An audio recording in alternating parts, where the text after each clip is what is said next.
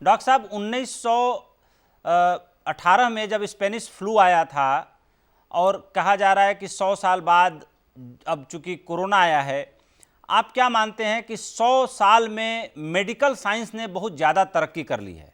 जो mortality rate उस वक्त में दर्ज किए गए थे कि सीधे 50 लाख लोग एक बार में मर गए थे, फिर और जो उसका रुक रुक करके जो उसका फ्लो आया उसमें करोड़ों लोग मरे, तो ऐसी स्थिति में 100 साल बाद और 100 साल पहले, चूंकि अब ये ऐसा समय गुजर रहा है कि लोगों के पास काफ़ी वक्त भी है, लोग काफ़ी पढ़ भी रहे हैं, और चूंकि इंटरनेट ने लोगों के जीवन में इतना गहरा जगह बना लिया है कि लोगों के पास बहुत सारा रेडी मटेरियल अवेलेबल है, बहुत सारा व्हाट्सएप पे चीज़ें आ रही हैं, जा रही हैं, लोग फॉरवर्ड कर रहे हैं।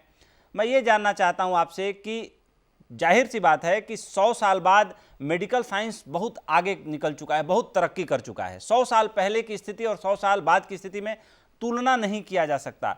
फिर भी क्या वजह हैं कि अमेरिका में और यूरोप में मोर्टेलिटी रेट इतना ज़्यादा हो गया, और वहाँ का जो मेडिकल साइंस है, जब तमाम दवाएं हैं कंट्रोल करने के लिए कि स्थिति को कंट्रोल में लाया जाए, वहाँ क्या बेसिक चूक हुई जिससे कि कमोबेश स्थिति वहाँ पे 100 साल पहले जैसी हो गई है 100 साल बाद भी, और हम लोग कम से कम ऐसी स्थिति में बहुत संतुलित हैं, बहुत ठीक हैं? तो क्या मेजर चूक हुई अमेरिका और यूरोप में जिससे कि इतने बड़े पैमाने पे लोग मर गए वहाँ पे? सबसे पहले तो मोर्टेलिटी रेट अमेरिका में 6% है, हमारे यहाँ 4% है जी। लेकिन मोर्टेलिटी हमें कैलकुलेट करनी है number of deaths today versus number of patients 14 days back. बिल्कुल।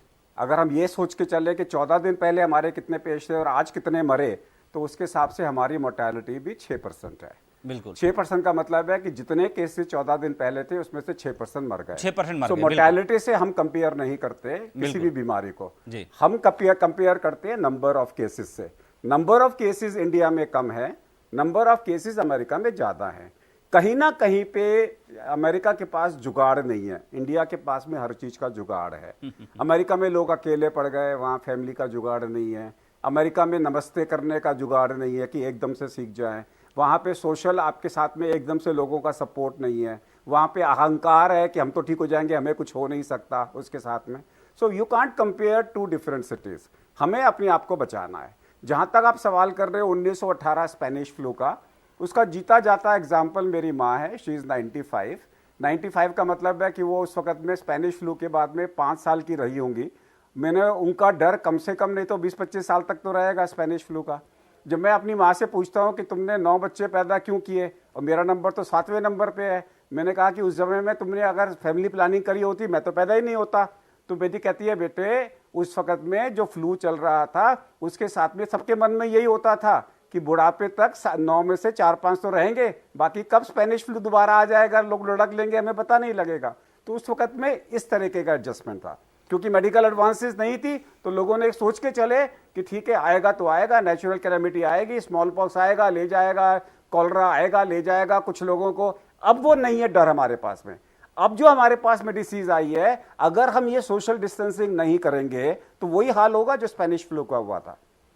अब जो हमारे को आंसर मिल गया है डॉक्टर साहब, एक कॉम्प्लीमेंट आपको देना चाह रहा हूं। इतना सहज और सरल भाषा में आप बातें रखते हैं कि वॉल्टेयर एक थिंकर हुए जिन्होंने कहा था कि common things are very uncommon. तो मुझे लगता है कि आप जैसे लोगों के लिए ही वॉल्टेयर की ये जो सेइंग है बड़ी सटीक और बड़ी अच्छी बैठती है। और मुझे तो लगता है कि ये मेरा अपना व्यक्तिगत मानना है कि आप जैसा व्यक्ति किसी हाई पावर कमेटी में हो तो समस्या को और सरल बना देगा, जो जटिल समस्या होगी उसको भी। तो कुल मिला के हमारे दर्शकों के लिए आपने बहुत अच्छे और बहुत ही नॉलेज को बढ़ाया है, उनको बहुत अलग तरीके से इनलाइट किया, और मुझे भी आपने बहुत अलग तरीके से इनलाइट किया है इस पूरे इशूज़ पे। इसलिए सहारा न्यूज़ नेटवर्क आपको रियल आज अपना सैल्यूट देता है। और जब भी आपसे मिलते हैं समस्या को बहुत सरल बनाते हैं, सहज बनाते हैं, बहुत सहज और सरल शब्दों में आप कहते हैं। बहुत हम लोग आपसे इंटरेक्ट करके अच्छा फील करते हैं।